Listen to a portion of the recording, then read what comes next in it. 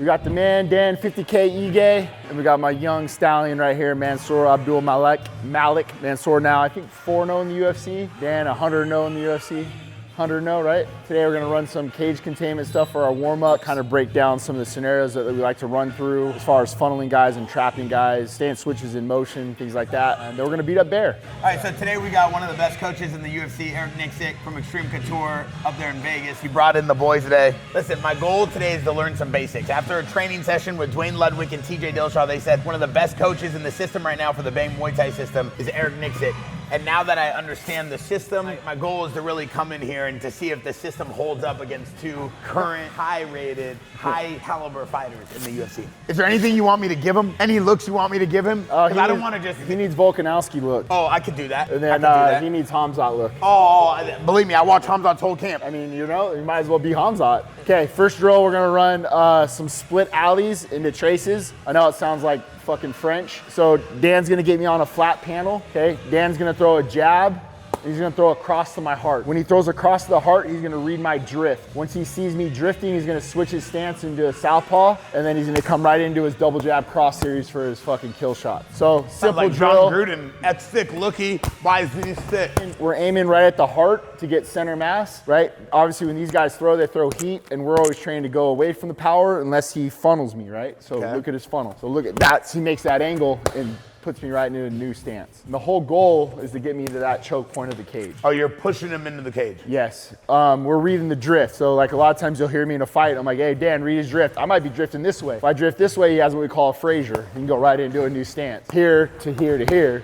is a whole different segment, but our stance switches come in motion for traps. Right now, explain to me the importance of this drill and how important is this switch that you're kind of teaching your guys? Well, the switch provides a little more depth to what we can do offensively. So we're switching in motion, or we're making the opponent move to a direction to allow us to be in a new stance. You want to have an option for which way they decide to go. But what we try to do is limit that option. We know he can go this way or he can go this way, or these are his options. By doing so, we understand where he's going to be. If that makes sense. So what's the key to cutting off the cage and getting someone against the cage to eliminate the movements they have on you?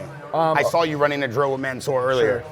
We had two different game plans, if you will. Manel is such a visual striker, and the way he sets his stuff up, it's like you're not gonna coach a lot of these things, but what we can do is allow that funnel, and when he puts them in these corner posts, then the offense will start to go downhill. So what I mean by that is out here in the center of the octagon, you might see a different style of offense. It might just be meat and potatoes and basics.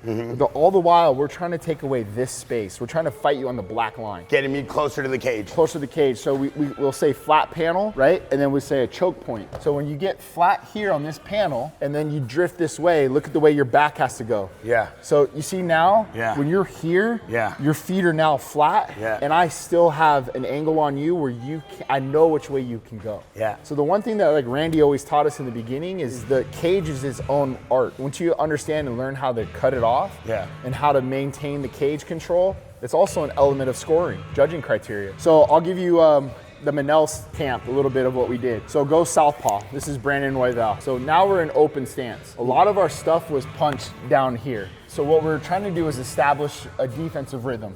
So when I throw this punch, what do you do with that backhand? Now, a lot of times if I can take this shoulder away, your natural progression is to go to that side, right? So a lot of this setup was just this. Early in the beginning, just this. Now, when we get them on the flat panel, what was happening is we would go here to here. Now you drift, and then I step through that hole and I land my hook.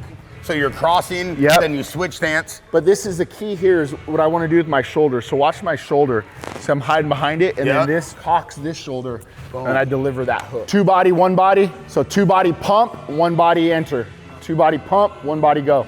So 1, 2 hook, high, low, over. Nice. Hey. You fight at 180. All right, little flow. Here you go. Be ready, because he's fast.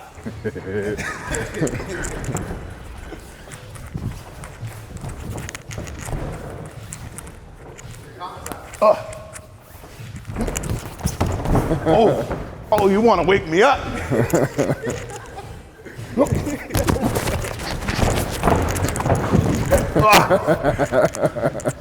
He's using the reach. Got to use the best to your advantage there, buddy. I got to keep him moving. Where you learn that? Where you learn that? The YMCA?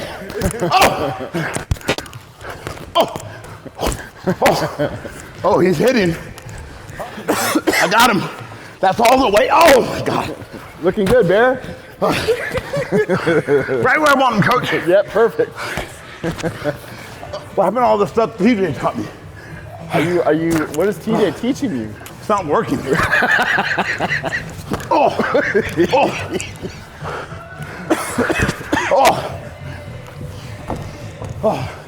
right, that's time. I've seen enough. A muff is he muff. You're good in front of me, but I need more of this. I don't like when you're rooted like a tree, because he's doing this to me. I'm just waiting for it. You know what I mean? Oh, baby. Right